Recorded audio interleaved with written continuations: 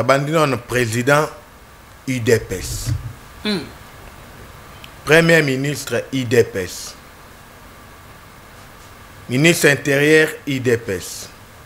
Gouverneur UDPS. Qui bloque qui? Tshisekedi ba Congolais ba rêver na eloko te que Tshisekedi a koki kosala quelque chose pour l'intérêt de la population. S'il vous plaît. Sorti Judith Azaki a mesure en application. Où est le problème de Tshisekedi? Judith a travaillé dans le programme. Yaye, Yambal Nae, bien ou bien Bananae. Ou bien dans le programme, il y a 10e mairie. Et c'est grâce à Félix Antoine Tshisekedi Lelo, et Lelo.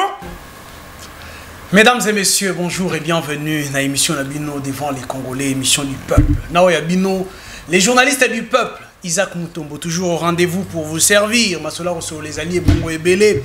Quand on a dit qu'on compatit, il y en a des qu'on a biso, on a Kinshasa, inondation et Salami Simayambula. To éviter Nana Yibi Bongo ya Elanga, Elanga, et les Congolais commencent à vivre inondation pendant que tous déjà pendant la saison sèche. Naoki Bandeko Belé, Badako Boakayango, Namoto, gouverneur de la ville. Mais là, je me pose la question, Bandeko Nangai, dès l'entrée à cette émission. Est-ce que inondation à Kinshasa, Tokoki qu'on s'est posé ma question sur ma cause na yango. Tant qu'on s'est posé ma question sur ma cause, vous trouvez que les caniveaux et les bouchés, bato batongi likolo ya ba caniveau, il y a certaines autorités en Boka Oyo, batonga bisika ya mabe, le gouverneur de la ville Azon Kakombuka Lelo. Est-ce que réellement l'actuel gouverneur ya Kinshasa, Oyo, Banda Bache gouvernement en place, gouvernement provincial, Azali na moins de 10 mois, est-ce qu'il peut être la cause ya Makambo et Kinshasa Azali ko vivre? J'ai vu comment est-ce que le gouverneur de la ville, Daniel Bumba Lubaki, dès qu'il y a une conférence des gouverneurs, Nalombango akwai na Kinshasa akei kotala bisika oyo badega et Salemi, j'ai dit félicitations. Banzele ezali kotongama bakanivo ezali actuellement curé. Félicitations au gouverneur de la ville province de Kinshasa, mais on doit ici poser la question sur ses prédécesseurs. Ce que Kinshasa subit aujourd'hui, est-ce que Boyebi était Bozali coupable na yango? Est-ce que vous avez eu à curer le caniveau? Est-ce que vous avez eu à empêcher que Batonga Bisika Oyo Bakanivo Ezakoleka? Ce sont des grandes questions que nous nous posons. Alors, Bandeko Langai, nous prenons comme ça le sujet du jour. Oyo Ezali Bongo, un an à gouvernement souminois. Est-ce ils ont travaillé ou pas? Chaque ministère dans son secteur. Toyoki Bongo était le bilan est ambitieux. Est-ce que Nakelasio Totanga, le bilan peut-il être ambitieux? Le bilan. Tant que le bilan, on dit ce que nous avons eu à faire. Mais comment ce que nous avons eu à faire peut devenir ambitieux? Viser le futur. Est-ce que Kosibi sauté là bas membre du gouvernement? Bazobi ba Congolais, le bilan de Madame Soumino est ambitieux. Oh là là, est-ce que Madame Soumino a zobi ba Congolais? Nous parlons du bilan aujourd'hui. Il y a un an à gouvernement souminois. Mais laissez-moi présenter l'équipe Tozali na yango mokolo ya lelo pour la robeta masolo la kati ya mboka. Les tout premiers, Tozali déjà. Donnez-moi d'abord image ya plateau Montréal. Voilà. L'image ya plateau ezali wana eza kozanga kaka motombo kwa kokota sikoyo kala mingi te. Mais vous voyez déjà à ma gauche, Tozali bongo nandeko Ben Biaï, Tozali bongo nandeko Héritier Ilunga, bango bazali bongo na côté à opposition, Kabila Forever et ndeko Jean-Marc Kabound na Alliance pour le changement. Nous avons des conditions à l'Union sacrée toujours à côté de son Monière. Atabazo attaqué Monière à Nikolongola Yangote, Docteur Joseph. Et à Salimiko Lebele, à Matina Plateau Nabisoté, il s'agit bien de Maître Peter qui signe son retour sur le plateau. Il y a une émission devant les Congolais. Kalamingité, le président, il y a Mec, Oyakokota, Kalamingité. Il est déjà là, nous sommes en direct. Président Yamek, avancé. S'il vous plaît, Azali déjà wana commis moi bambouteillage à Kinshasa et Kangaki et moi moqué. Le président Yamek, il s'agit bien d'Indeko Kelvin Zalampangi. C'est pour dire que le casting est déjà complet, les décors est déjà là. Binomoko, vous comprenez déjà, l'olengeni émission ya mokolo ya lelo et koleka. Alors, faites-moi passer Indeko Yamek. Permettez-les à Kota, nous sommes en direct. Moto empêché moninga te Kota, abonnement, voilà, prenez place. Bienvenue Nayo. Je vais commencer par le tout premier invité qui est à ma gauche, Ndeko Ben Biaï. Mbote Nayo et bienvenue. Mbote Mingi, Ndeko Isaac, Matondi. na pesimbote na bande kutoka partager na bango plateau na mokolo ya lelo na pesimbote na peuple congolais mobimba ainsi que na ba téléspectateurs ou bazolanda biso na pesimbote na peuple na biso baiko souffrir na niveau ya est ya mboka pamba eti kino lelo tokomi kokende na je crois 6 ans déjà depuis Bunagan déjà na maboko ya bayam 23 ti lelo gouvernement est capable ya koyeba ndenge ya ko récupérer yango 6 mois à 5 mois depuis Goma na Bukavu za na maboko ba Rwandais ou lelo tozela la riposte vigoureuse ti lelo na ebité zali wapi. Bon, on se pose des questions, qu'est-ce qui se passe au niveau ya ba dirigeant ya mboka, on se dit bon toyebi bango ki depuis que kota la bango na pouvoir bazalaka préparer pour na diriger mboka. Nani azalaki préparer te les régimes en place bazalaka préparer pour na diriger mboka et les conséquences c'est que auto subir na moment. Donc il faut le peuple mikole komi na ya kotanga. Donc ça la compte à rebours bientôt c'est 2028 accueillir na oya goya à mon moya au sala au ezali très important. Mais na kolingana avant na kolingana opesanga mo quelques minutes. Ndeko Isaac na vous allez quand 2 minutes hein, 1 minute vous reste. Ndeko Isaac, on se pose des questions de savoir qui a ensorcelé la ville province de Kinshasa. Qui a ensorcelé? Oui, la ville province de Kinshasa Lelo n'a jamais eu un. Vous n'avez qu'à choisir hein, entre Gentil Ngobila Kimbuta. Un gouverneur le plus médiocre. La ville province de Kinshasa le rôle Bumba Azate. C'est vrai ça. Bumba fait la honte à ba gouverneur Nyoso Namboka. Aujourd'hui, si on peut citer Bumba dans la médiocrité, on va dire qu'on peut lui donner 100 sur 0. Vous voulez topper 1 sur 0, mais il faut topper 100 sur 0. C'est quoi la faiblesse de son action? La faiblesse, il y a Bumba, c'est tous les plans. Bumba n'a ni vision ni objectif. Bumba ne sait même pas qu'est-ce que je veux faire. Bumba ne sait même pas que je Aujourd'hui, je demande à la population congolaise de demander Ngobila pardon.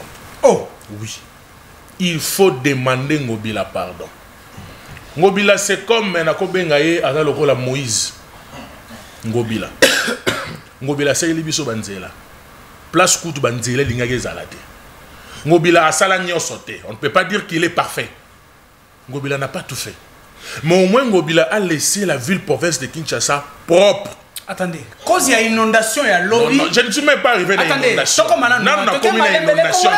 Dans la préambule, na inondation, c'est la conclusion.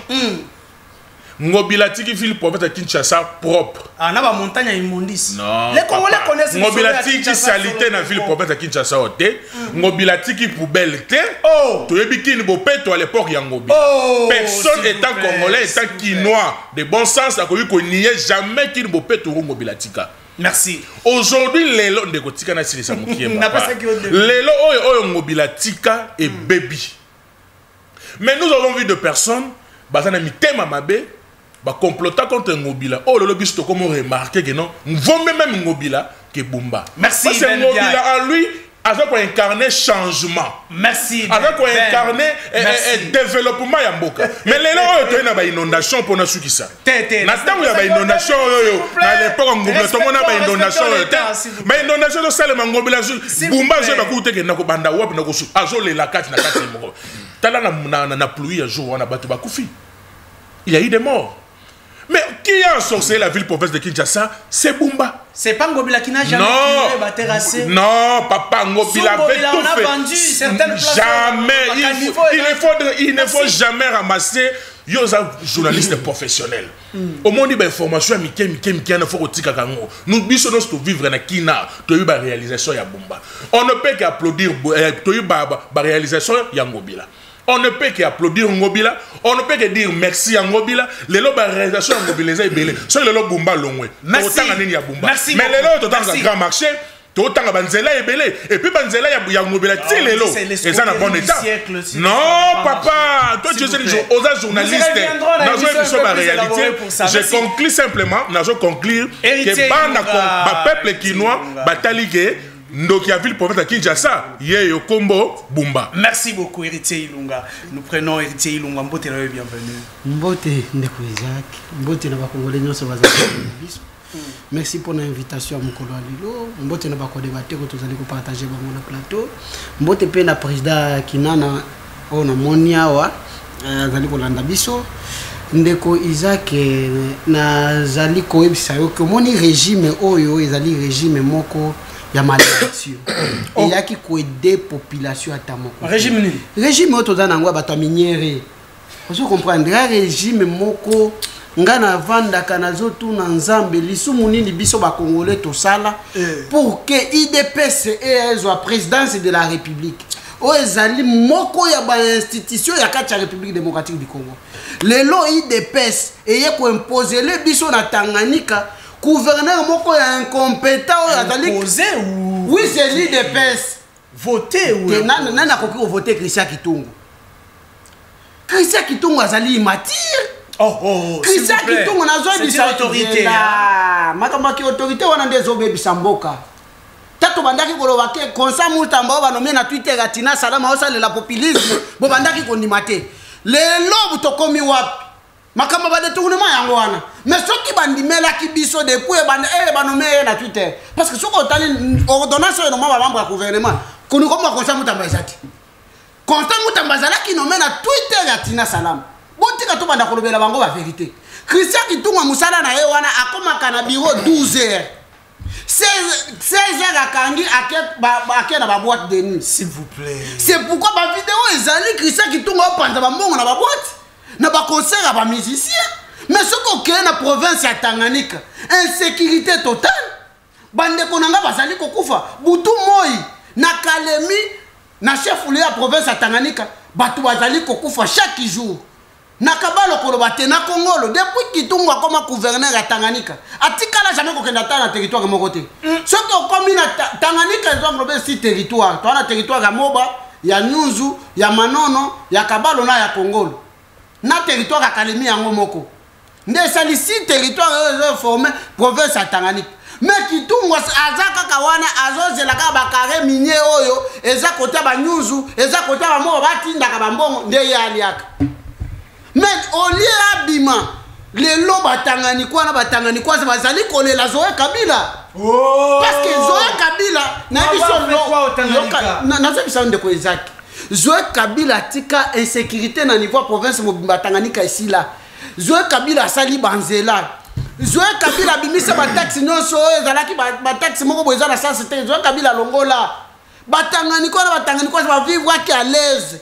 Mais les gens vont vivre une insécurité au potable les alités. Comment tu soutenir le gouverneur à Mabeboé? Mais na zomo na neti waza mapasa na soki Nathalie Kitungu. Na mona ka neti le ka Daniel Bumba. Ah, siko na forme yo kate nde ko Isaac yo kate.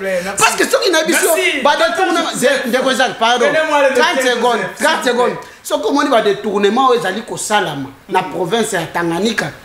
Na désertang okoyoka Kitungu alobaka kaka ke non gouvernement central ndia senga mbongo Kinshasa ndia zo senga mbongo nazo senga na mama Denise parce que lorsque Kitungu auti Kinshasa akei na Kalemi asala meeting alobi bo remercier mama Denise soki nga nazali eli gouverneur ya Tanganyika eza grâce à mama Denise. Maman Denise, l'ongole la biso Christian Kitungu, mais ba image ezali soko lingi to sala émission spéciale na la kiso ba image.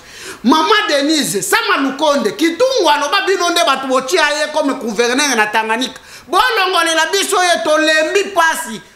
Biso Batanganyika na Batanganyika to lembi pasi ya Christian Kitungu. Merci beaucoup Ndeko.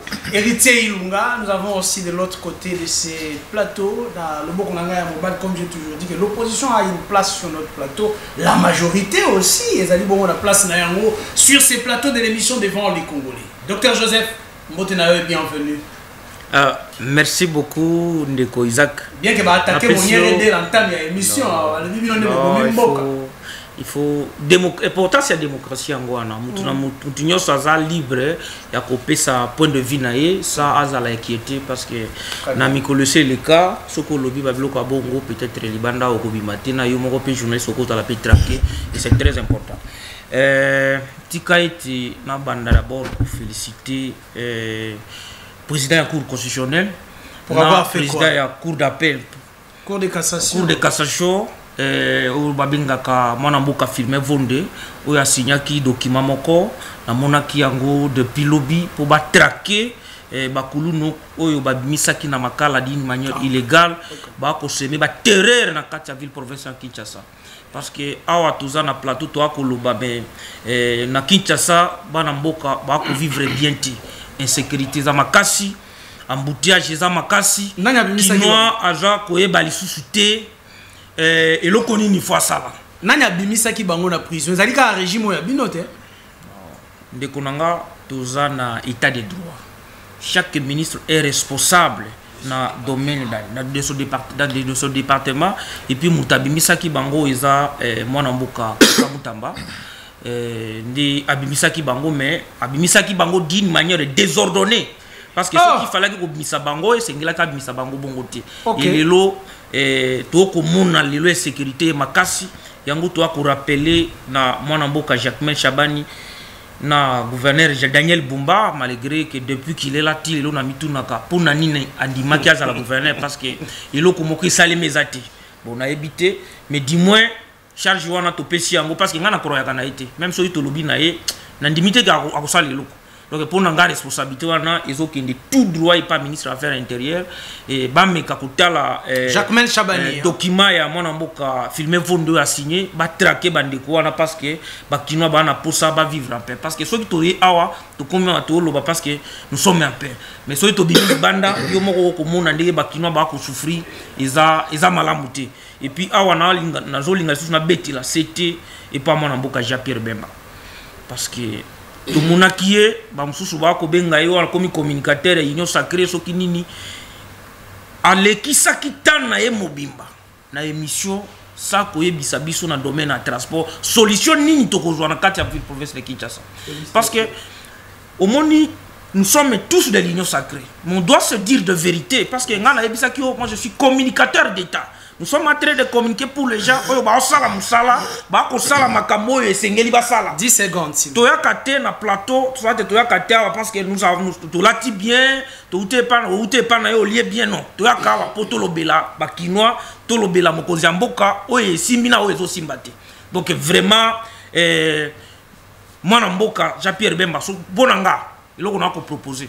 Ce qui veut vraiment na gouvernement ekoya Azam Tumoko, il faut balungola na ministère wana parce que tout monde était vraiment le komoko il salimité wana izalaki na linga resko merci s'il vous plaît na ozongela yo s'il vous plaît on doit respecter les temps moi je suis un homme moi je suis un homme d'État nous prenons d'abord maître Peter je reviens à vous docteur nous prenons maître Peter sinon on risque de prendre tous les temps à biscuit maître Peter Mbotenayo est bienvenu bon retour hein na émission devant merci Ndeko Isaac. Merci na ba co-débatteur une photozana na bango na plateau. Très bien. Voilà, na pesi d'abord mbote pas ya président Kaska Songo Gigal, le grand notable ya Moamba. Atikali silencieux Mikolo Belé hein. Non, il est toujours na kati ya préparatif à Makasi d'ailleurs par cette occasion na lingina senga ba base nyonso ba benga madame la CP bandana Kisensu Matete Lemba ainsi que ba base muso etikali bobenga madame la CP parce que ba consultation et bandi au président national ya GSM Africa au ezali moko ya ba signataire ya charte ya union sacrée abandi ba consultation na yi voilà moi na mboka je suis au regret personnellement de constater que je suis au regret de constater que Fati Beton n'est pas aimé. Par qui? Par ses collaborateurs. Je me dirige tout droit. Nama Indombe. Et pas en Koso Kevani. Et pas en Koso Kevani. Il semblerait que il y a plusieurs détournements là-bas, dont je vais citer. Il semblerait que société moko na kombo ya ERA. Société wana esali oyo tobengaka énergie carbone. Exploiter énergie carbone na hauteur ya 1 650 000 $. Toujours des millions. Hein? 1 650 000 $ disparus dans la nature. Volatilisé. Volatilisé. Il semblerait que c'est Kevani Koso lui-même qui gère ça. Tolongo na wana. Toyoko Kosa na ba frais à fonctionnement. Faut un fonctionnement et permettre fonctionnement ya malamu na kati ya entreprise. Na valeur ya 582 millions de francs congolais disparus. Toyeko kota na bambongo ya gouvernement na yemoko. Na mois de septembre, 6 millions de francs congolais disparus.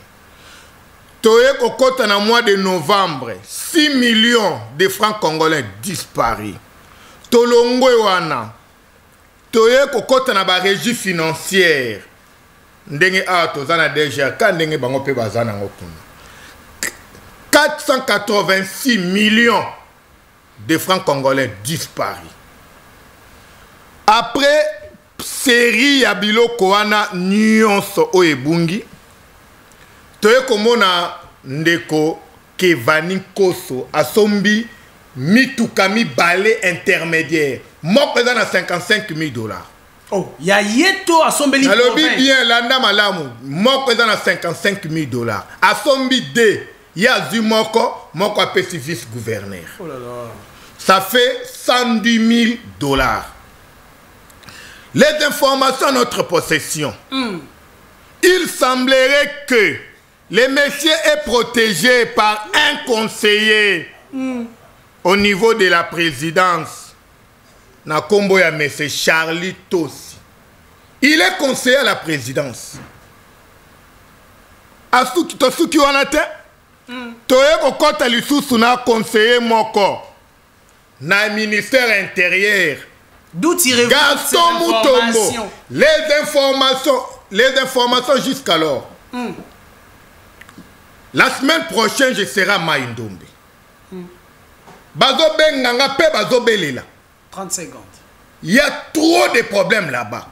Les impayements. En tout cas, Tozo est battu.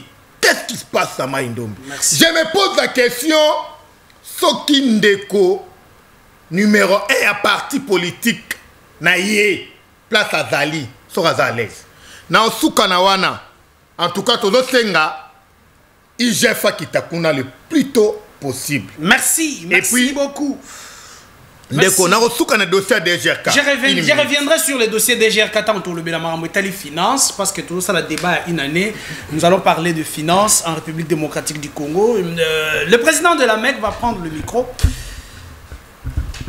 Ndeko Kelvin Mbote n'avait bienvenue. Mbote, mwana mboka Isaac Mutombo.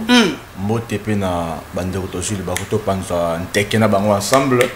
To pesi bango vraiment bambote. Et je suis mec, je suis patriote. Je suis mec, je lutte pour l'égalité sociale de mon peuple. Je suis mec, je lutte pour l'autonomisation de la jeunesse congolaise. Na pesi mbote na mais pourtant mon yere surtout ya ba mec ba na musala ba osala. Na tamo ki ya pamba to moni musala basali na pesi bango vraiment matondi balemba te bakoba na ndenge ba liko sala kasi na bisku na ngai na zo rappeler na ndeko ben na linga makasi Bunagan esali 6 mois 6 ans na maboko ya ba rebelle ba malamu a na bi tamo subiza pe moi l'absus mais esali 6 ans atato lingi Tshisekedi te atato lingi régime te tokosa makambo te Bunagan esali 6 ans depuis quand? Depuis quand? 6 ans. Après ça, Oyo Bunagan esali. S'il vous plaît, il est dans son temps. Kaka la biscuit pas mal au Chachaboy. Oh, tu as avancé quoi? Ndeko Ben Yalobi Soué, Daniel Bumba, Azari Nata na plan mon côté dans la ville Kinshasa. Si Daniel Bumba n'avait aucun plan, donc j'entends Ngobla Salak Nyango. Ndeko Ben Alingi a des douanes Ngobla passer Ngobla qui au côté de la coalition gauche. Oya Bango. Et quelqu'un Moussingai. Ah bon? Lingo des douanes Ngobla Ndeko Koutana Angela, on a rappelé au Boye. Route Lengue Saki devrait coûter au moins 7 millions. Ngobla présente plus de 20 millions de dollars. 24 millions, précision. Plus de 20 millions, 24 millions de dollars. Ngobila. Mouto Betel Maboko. Ngobla dit à tirer ma foule. Ma tête, et ça qui inondé à foule. Lemba, Ngaba. Limité, de ce que c'est mérite pour l'eau. Apanangai. Attends, bon, les lopés, on était quand même. Tolo babo solo, to tika koko sandeko ben. Coalition gauche na bino zé abino. Ah, ozoko dio pour atidja il y a 6 ans. 6 ans. Bunagan ezali 6 ans. Mutuna biso malamu ezali 6 ans. Na longo wana. Tant oublié que Daniel Bumba n'avait aucun projet, aucun programme. Donc Gentil Ngobila ça va qui n'est mais certaines indications à l'époque à Ngobila. Ngobila nous a volé beaucoup d'argent à complicité avec Charles Mbutamoto. Je pense même le mot. Oui, très bien, ça n'a pas de documents. Je suis enseignant qualifié. J'ai tous les documents et les calendriers scolaires. Ngobila nous a volé avec Charles Mbutamoto pendant des années. L'État a fixé Minerval 300 000 francs congolais. Dans l'école, il doit sortir à l'État. Mais Ngobila a signé arrêté dans Charles Mbutamoto 600 000 francs. L'école Lumumba. 350 $. L'école Molende. L'école est belée. Papa, tout ça pour Nanine. Ngobila, il y a Awawa, il y a Ngobila. Papa, Ngobila, asa moto o papa, Ngobila moto oyo asali mabe et belé. Si on peut rappeler au but au cancer, Daniel Bumba la nini. C'est vrai Daniel Bumba asali non sortir, to comparer Bumba te na Ngobila parce que Ngobila avait fait 5 ans na tête de ville. Daniel Bumba autant que une année ngoyo papa, na une année banzela etongama. Oh papa banzela etongama. Na une année oyoyo, to so la route à béton et non à biscuit. Et les gens c'est ezobukana. Merci. Merci beaucoup. Nous prenons les sujets du jour. Nous prenons les sujets du jour. Nous avons déchargé nos cœurs devant le micro. Namaïmatali Bongo, dénonciation. Maintenant, nous allons parler République démocratique du Congo. Namaïmatali bilan et gouvernement souminois. Je vais commencer par l'Union sacrée.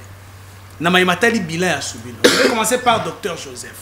Parce qu'on ne peut pas commencer quand même Namaïmatali bilan tous en opposition. Dans le deuxième tour et à parole, je commence avec Dr Joseph. Il va nous expliquer.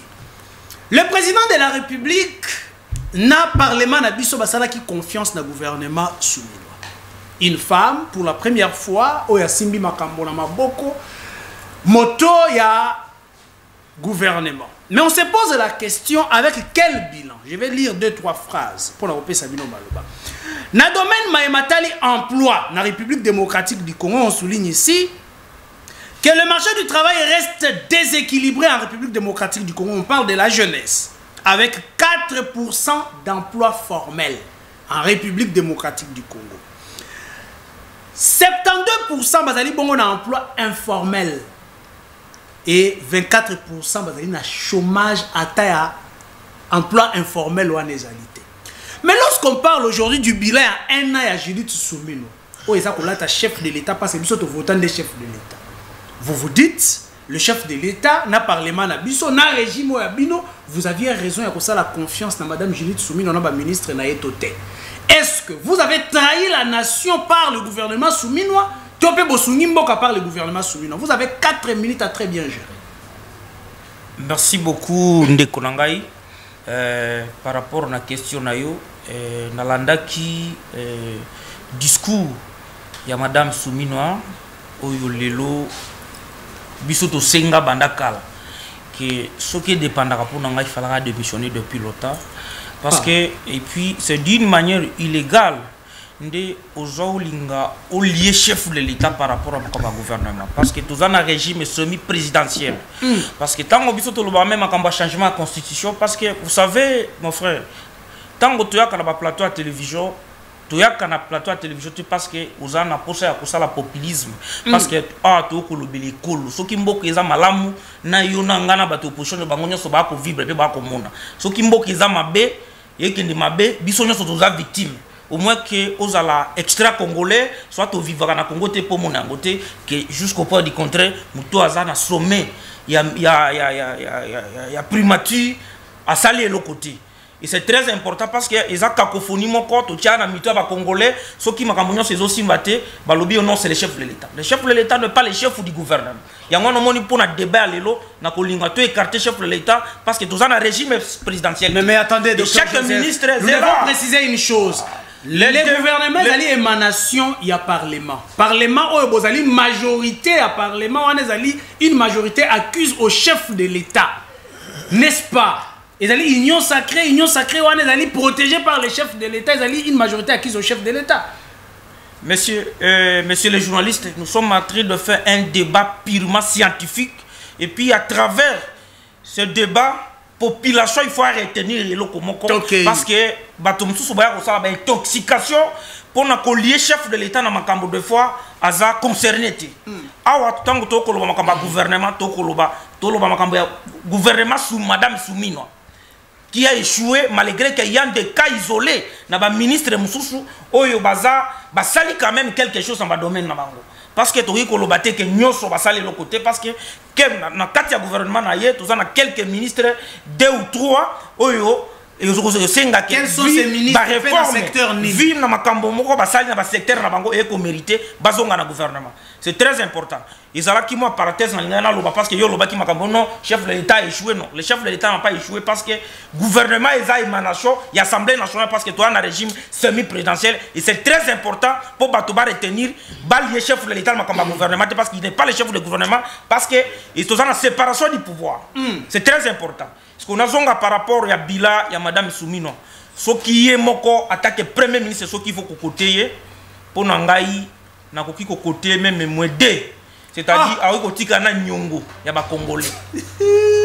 Avec kotika ba nyongo ya ba congolais.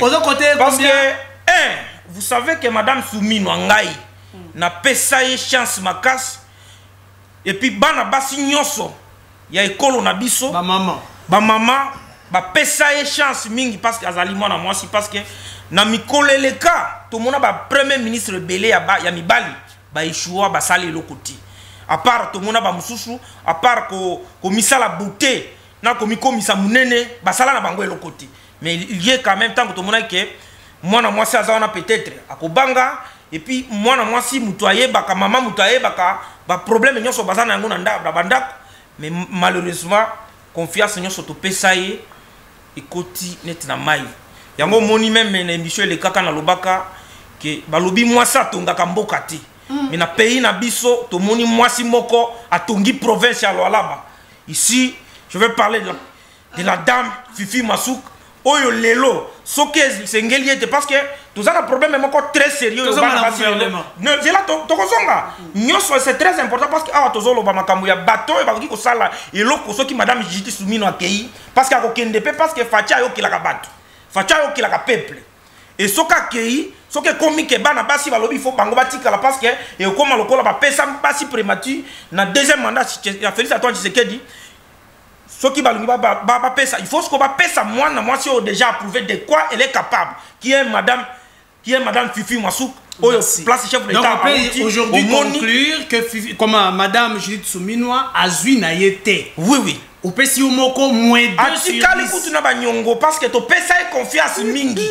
Tu pesa confiance mingi que aujourd'hui, biso va pesa confiance, nous sommes déçus.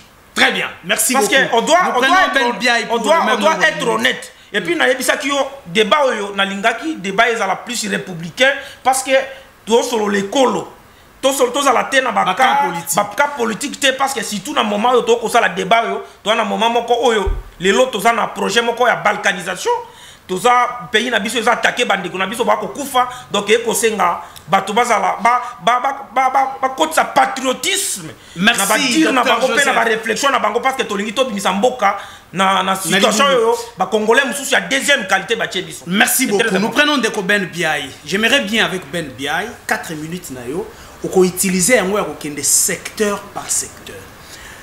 Madame Soumino, gouvernement na échoué wapi et réussir à quel niveau? Vous avez la parole 4 minutes sans dérangement ya bande comme ça. Merci beaucoup Ndeko Isaac. Na mai na miso. Ndeko nanga on a bien depuis 2008 na université à Maele. N'invite Maele à Chonga na monier au Bekeyot. C'est depuis 2008 que je l'ai connu à l'université.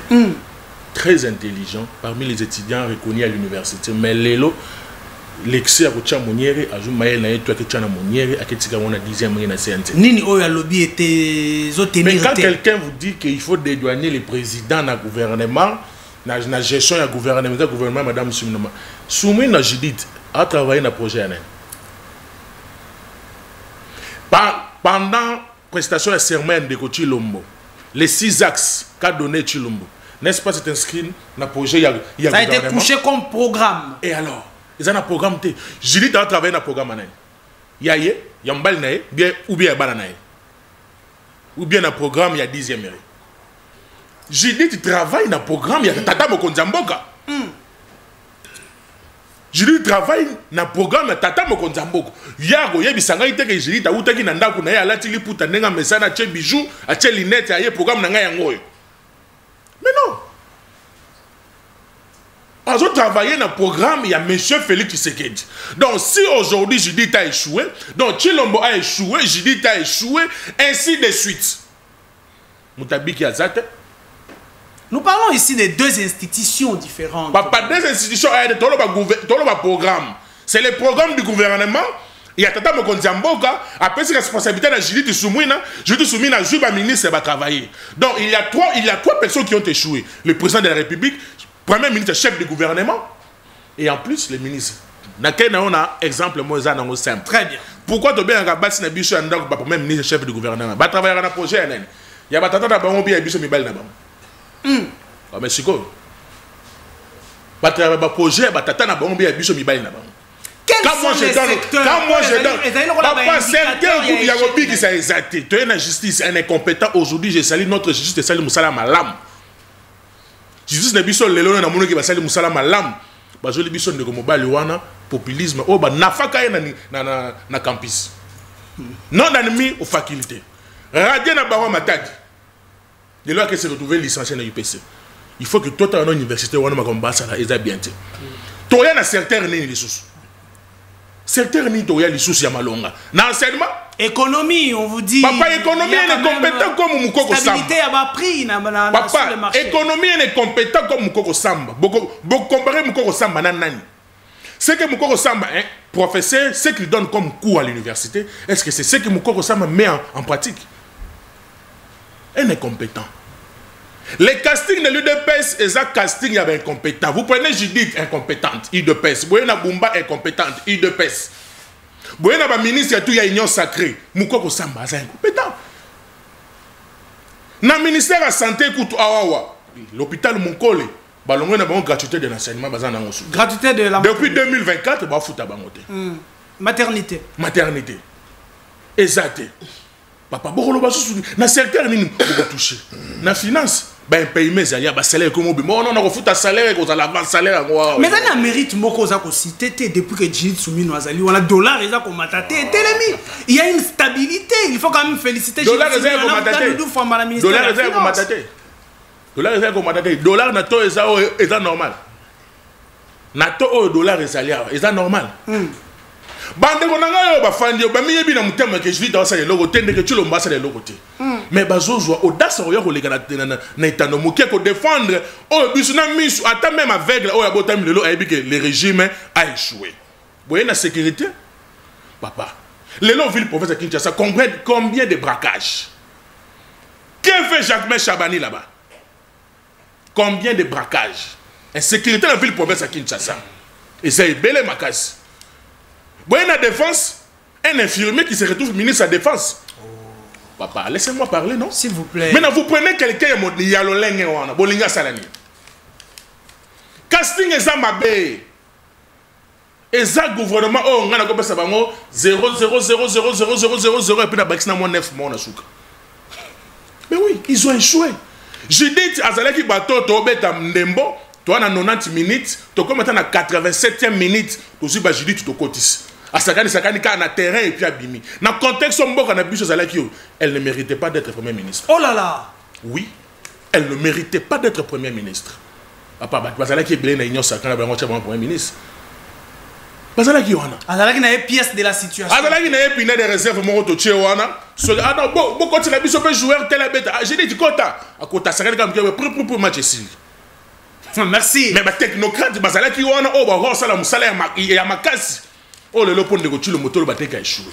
Donc les lopo ba na ko longola bo ba na ko dédouaner ndeko chilo mbote na échec na ye. Pour déjà Muzito a constitué un échec à Chilom. Fayoulou a côté a constitué un échec à Chilom. Balo bate que on bobo yo pese beti. Mais il est adhéré à l'union sacrée. Oh, yo moni azolo balisus. Azui et bonga na ya président Eli Alembi aki otika ndeko Chilom bozwa. A côté na union sacrée. Tant to lo bake bo échouer. Boye bake bino tout bo échouer. Merci. Merci beaucoup. Je s'appelle le débat parce qu'il y a le respect sur les plateaux. Bako kota la matin bande côté moninga za koloba batikeli ngonga ya koloba ndenge bazotikela bandeko ndenge pe na otikela bino na ndako bokomaka déjà ba message dites-nous gouvernement ya Judith Suminwa est-ce que va réussir un an après est-ce que bazali ko échouer va changer nini échanger est-ce que social échanger toté bobetela biso lisolo komela nga yango na WhatsApp na numéro ezali awa komela nga yango na message normal je prends maître Tozali na awa sur ces plateaux maître Peter. Est-ce que Judith Suminwa a marqué bas point Topé a échoué lamentablement dès que Bandeko va présenter. Merci Ndeko. Et dans la question, ça la passe pour nous répondre, mais nous sommes obligés de répondre. Très bien. Je me pose la question personnellement. Moi c'est pas de problème. Le micro est sensible. On peut parler. Premier. Le président UDPS. Premier ministre UDPS. Ministre intérieur UDPS. Gouverneur UDPS. Qui bloque qui? Et le Binini. Libosse Zalaki, Oyazo bloqué Boye. Oyazo bloqué Boye. Nous sommes tous de l'Union sacrée, mais nous sommes des Congolais, de pères et de mères. Nous souffrons. Là, il faut mettre ça en tête. Je suis de l'Union sacrée. Mais nous souffrons. Je suis en train de voir Jean Moko ya déjà Kaba Bengana Bango. Jean na ba koma ti liboso ya chef de l'État. Ke ba tie tina makolo. Jean na ba tikolo zonga msala te tina siko. Qui bloque qui? Parce que liboso da ki o azo bloquer ah. O azo siko c'est vous-même IDPS. IDPS 37 ans à lit. Néobiso to comme mon alelo boy. 37 ans à lit. Vous avez sacrifié tout ce que les vieux Tomalanda, les vieux debout congolais, les vieux hymnes nationaux, les vieux Mkongankoba a laissé. Madame la première ministre Azali incompétente. C'est une incompétente. Dans un épisode, tout est incompétent. Dans un épisode que je n'arrive même pas à parler de ça. Est-ce tu sais que Félix Bakosakio to eza ba relation mokoboy et ramena kiyo na kondima cette dame à la tête du gouvernement. Je ne sais pas. Le Congolais souffre, madame, monsieur le chef de l'État. Je vous soutiens, nous vous soutenons, étant donné que nous sommes tous de l'Union sacrée. Mais les Congolais souffrent. Et dans la place, balé batoazo kokoliate ngana betolo lisolo na biso ke ba jana ba keko kutana na chef de l'État moko ya mwasi a bravé kobanga, elle a bravé la paire a pumbwa komiti na makolo ya chef de l'État ba jana bazongi musalate. Ça fait trop mal au cœur et ça la passe. Monsieur le chef de l'État, vous êtes trop mal entouré ou bien c'est vous-même qui prenez des décisions pareilles. Très bien. Merci beaucoup. En tout cas, rien n'est à dire dans la matière ya basali malam to basali mabe pour nangai gouvernement Soumina, il nous doit encore 80, donc moins 80. Très bien, moins 80, selon Maître Peter. Alors, nous allons prendre à la jeunesse dans Matali Bongo emploi, nous n'avons que 4% de Congolais au Bazali dans emploi formel. Si bino était côté emploi ba jeune bazali ko patauger bongo na babenga ngoni manque emploi na chômage bande ko na ngai. Alors, le gouvernement soumis no yaki ekutaki chômage. Est-ce que changer son chômage? Et puis si emploi toté. Na makambo matali sécurité parmi ba objectif du gouvernement soumis nous avons sécurité parce que elle nous a trouvé pardon na kati ya situation sécuritaire bizarre et Sengela qui a trouvé la solution na mayatali bongo sécurité à l'est de la République. Est-ce que côté à sécurité, je vais prendre Ndeko héritier, y a-t-il des avancées avec le gouvernement soumis nous à tout? Vous avez la parole. Merci Ndeko Isaac. Merci. Nayoki bako débattre réunion sacrée. Makambo ba uti koloba, merci na docteur parce que alati muniere na moni moi différence ya Kabuya naye parce que Kabuya soki azolo ba réfléchir ndenge banda koteka carburant s'il vous plaît zonga la matière abimisi intelligence na yeye na plateau kolobaki oui mabe salamaki incompétence autozolo bela eza neti président ya club ake koluka entraîneur ya neti Congo nde président ya club ake koluka entraîneur azali Félix Tshisekedi a sélectionné ba joueur na ba joueur wana il fallait opona moko comme neti capitaine de l'équipe nde Soumino aza uniquement wana pona moral mais kamonyo sona plan de jeu nyo sezo tawapi et pas entraîneur. Les premières incompétentes aux Alinaye, c'est Félix Tshisekedi. S'il vous plaît. Bah, monsieur, d'aller institution mi balai, que c'est ni héritier. Après, dans le conseil des ministres, pour Nani. Et ça, bah, institution mi balai, mais elles ont présidé le conseil des ministres. Président exécutif, numéro 1, Moukolo exécutif, c'est le président de la République, c'est lui qui prend les décisions. La tête du pouvoir exécutif. Nazo ebisayon de koiza koza mopanzi sango. Tshisekedi ba Congolais ba revena eloko teke Tshisekedi akoki kosala quelque chose pour l'intérêt à la population. S'il vous plaît. Ndeko Isaac, lorsque le Saint Joseph Kabila Kabange a eu pouvoir en 2001. S'il vous plaît. Kabila zalaki na 4 objectifs. Premier objectif, unifier le pays. Congo zalaki akokabwana na 4 parties. A unifier Congo. Congo est comme le Komoko. Deuxième pilier, Kabila pèse la Congolais constitution. Kabila pèse la Congolais constitution. Kabila, troisième pilier, Kabila a organisé l'élection. Kabila a organisé l'élection dans Mbokaoui. Et Tika n'a jamais Kosala. Kosala matin na Kachambokaoui. Quatrième pilier, Zalaki a cédé pouvoir. Ça veut dire que tu bandit processus de démocratie. Lorsque ceux qui n'ont pas de l'histoire de la démocratie, parce que tu vois qui n'a tête un seul Joseph Kabila Kabala, et tu n'as jamais fait ça la matin. Malin héritier. On se comprend. Alors, après départ, Kabila tiki sa 45 territoires. Félix Yaibisa, papa n'a pas soldat. Abiso qui ngai IDP comme il a pouvoir. Mounière ce qui comme il a pouvoir, soldat kozala na mutu kana inanda kona ya somba. Soda nini à part interfédéral et AJR. S'il vous plaît, s'il vous plaît, s'il vous plaît. Je parle ici du gouvernement souminois. L'entraîneur principal, c'est le monsieur Antoine. C'est Antoine qui est l'entraîneur principal. Ce qui est Tshisekedi Azalaki compétent. Et il a nommé Souminois. Soumino a conduit Moukoko Samba dans le ministère du budget. Azalaki conseiller politique. Moukoko ce qui a choisi dans le budget. N'importe quel ministère pour la Soumino. Soumino va jouer bâti comme vice-primature Rawa. Na plan. Na province Nangaï. Na province Nangaï à Tanganyika. Kende otala eloko te ya eloko te. Projet belé 145 territoires. Construction détournement. Coordonnateur à projet 145 territoires mobile nae. S'il vous plaît. Oui. Oh. Il travaille à la PNUD. Comment vous dites ça va Congolais la vérité parce que Moka Oyo exact ba gérer biso exact ba détournement. To comme la concurrence va détourner, il va détourner. Mutamba ibi 19 millions.